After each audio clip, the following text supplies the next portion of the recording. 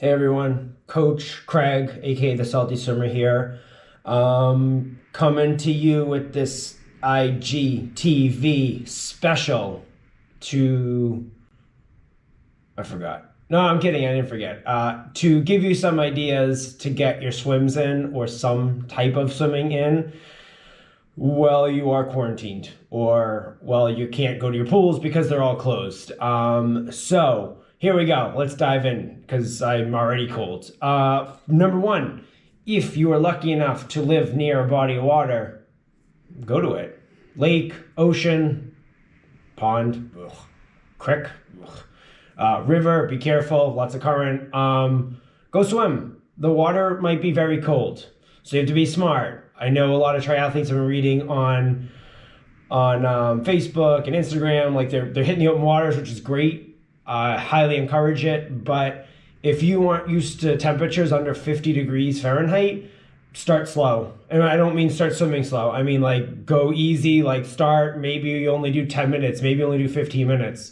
Because if you don't know the signs and symptoms of hypothermia and you push your limit, then you find out limits push back and then you might not swim again.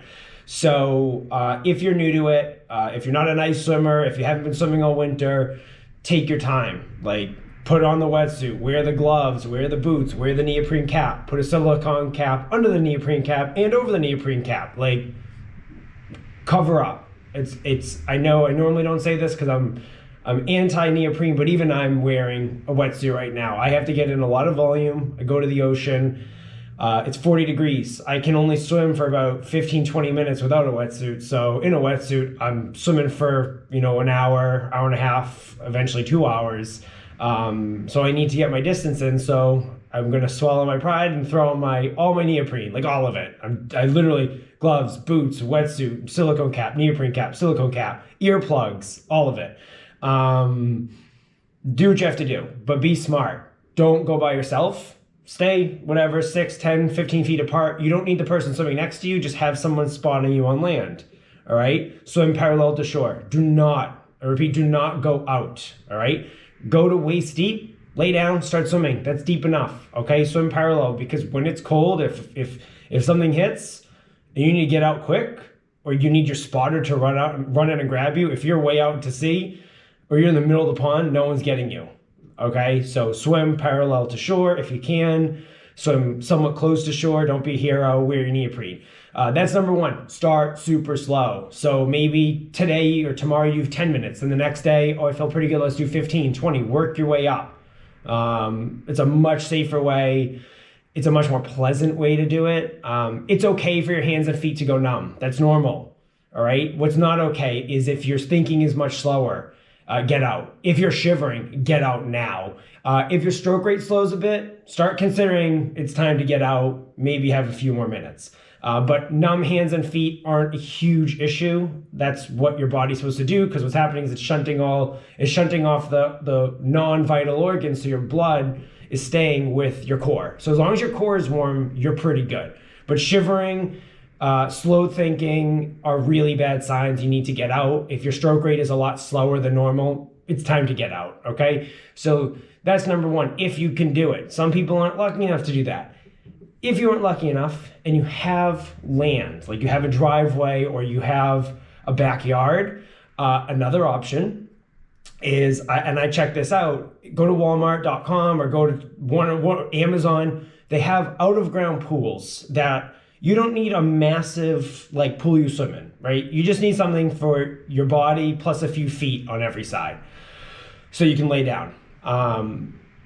Get one of these pools. I think on Walmart I saw them for like $300. If you're doing Ironman, English Channel, any marathon swim, $300 is not cheap, but it's a drop in the bucket compared to what you're paying for your $10,000 bike and your $600 wetsuit and flying to whatever Ironman you're going to and staying over for whatever Ironman and your coaching and your gym fees. So if you're super serious and you have land and you're able to do it, go buy the tub or buy the pool. It's like an above ground pool. Put it near something you can, something sturdy that you can tether, like you can put a stretch cord around or buy a tether and wrap it around that. Because what you're going to do is You're going to get a tether. You're going to get, I think Fitness has them for like $50. I think you get them on Amazon for like $20. Wrap it around the pole or wrap it around the edge of the pool so that it's at water level. Put the tether around your waist or your ankles, wherever it goes, and just swim in place, okay? You can do interval work. Yeah, you can't track distance, so no one's going to think you did anything because it won't show up on Strava, but you can take pictures and put it on Instagram and show everyone how awesome you are. So out of ground pool, $300, $350, tether, another $20, $50, and you can swim for hours. You can put the pool temperature to whatever you need. You might still need your wetsuit because it's winter, it's winterish here in Massachusetts. So right now it's raining and 40 degrees, but throw my wetsuit, water's gonna be 55. I have my wetsuit on and stuff, I'll be fine for an hour, 2 hours, 3 hours, right? So that's another option if you're lucky enough to have land. If you don't have land, but you have a friend who has a backyard pool, see if they'll open it early for you to do the same thing. Again, you don't need to swim laps. You can tether yourself to like the ladder so you can swim in place. It's basically a swim treadmill. So, but you can pop on your MP3, you can throw in your snorkel, you can work your technique, you can still work on things, you can keep your cardio up. So that's another option. If you don't have any of these options, you're going to have to get super creative. A Vasa trainer is great, but a Vasa trainer is expensive. You're better off buying the pool, but if you don't have the land for the pool, then a Vasa trainer is a good option.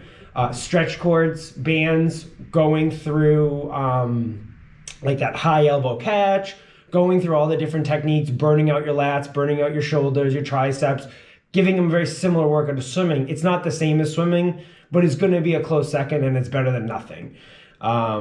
So you can do that, keep your cardio up. You can do kettlebell workouts and high intensity interval training, which I like to do. I use fitnessblender.com. It's free. So doing that, yoga for stretching so that you keep your range of motion. The Fitness Blender will give you high intensity, so keep your cardio up, and they have different weighted kettlebell workouts and stuff, so you can do strength training on top of everything. So all of these are a good alternative.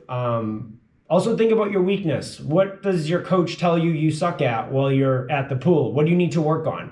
Maybe it's core strength. Maybe it's explosive power. Well, these are things you can work on at home. Core strength, all right, add in some ab sessions. Add in some core strengthening sessions while you're stuck at home.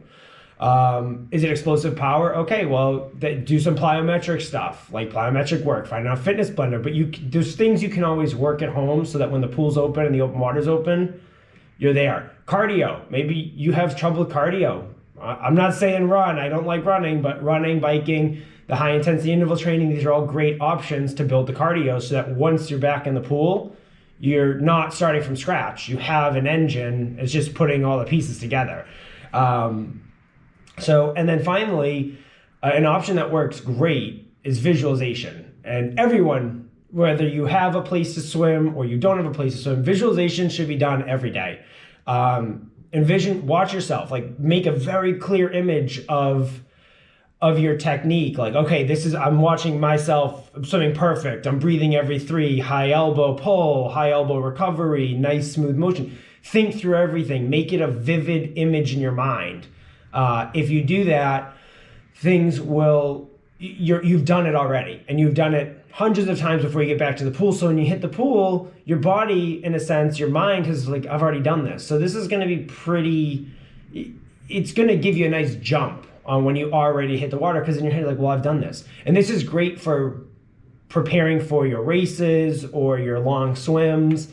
In your head, just start picturing everything. Okay, what's my pre-race routine? All right, what am I going to do before the gun goes off? What am I doing when the gun goes off? What happens if I get hit in the face? How am I breathing? When am I sighting? When am I feeding? What is it going to feel like at hour 1, 2, 3, 4? What's transition going to look like? If I'm doing a pool swim, all right, starter sends me off. What's my start look like? What's my, I dive in. How many dolphin kicks? When do I breathe? What's my stroke rate? Think about all of it. Imagine all of it. Like, make it real in your head. And it's going to give you a huge jump start in your performance for when we're back in the pool. So that's it. There's no reason not to be working on your swimming, even though you don't necessarily have a pool or a place to swim. And if you do have a place to swim, like, get creative, but be smart. So hopefully you guys are staying safe. And that's it. I will talk to you later or in a video. That's it.